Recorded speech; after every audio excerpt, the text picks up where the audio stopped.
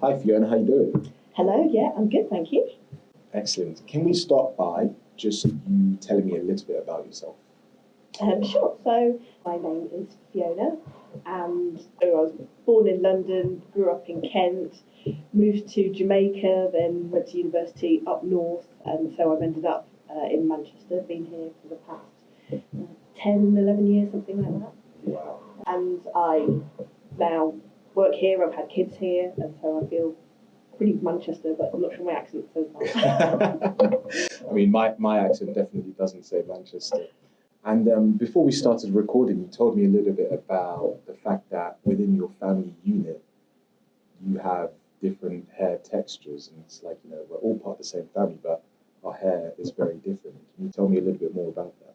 Yeah, so my mum is lighter than me, and I guess was had to say she's got softer hair than me, a bit straighter and a bit easier to manage. So when I was young, she found it quite difficult to manage my hair because I have proper afro hair, proper thick. And I then think about now, I have daughters, and one they're married to somebody white, so they have easier hair than me. It's looser curls, not as frizzy, that sort of thing.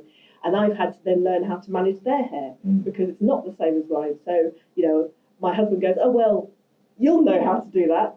No, but I have as much I did as you. So we tried my hair products on it, and then that didn't work. So we have to go and find other hair products, and yeah, so we're all on this learning curve.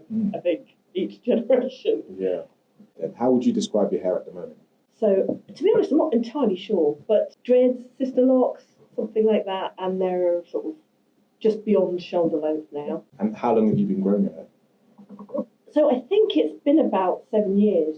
It's not really been a conscious decision to do it, but my hair seems to be happy in this place, and so it is growing. So this is the longest it's ever been. Oh, wow. And it's like, when people go, "Oh, your hair's so long," I'm like, "Yeah, I know, I can't believe it."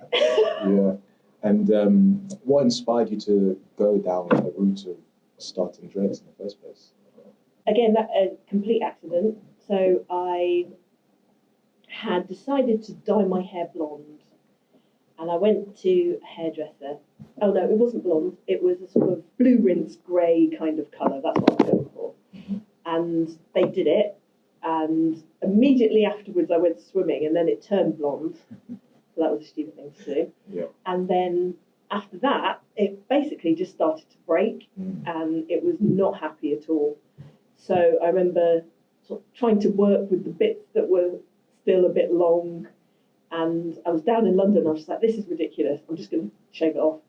So I just walked into a barber's, the nearest one, and said, "Can you just shave it off for me?" And they were like, "Really?" "Yes, absolutely. I'm done with it." So got it all shaved off, and then I started to grow it back, and I wasn't sure what to do with it then.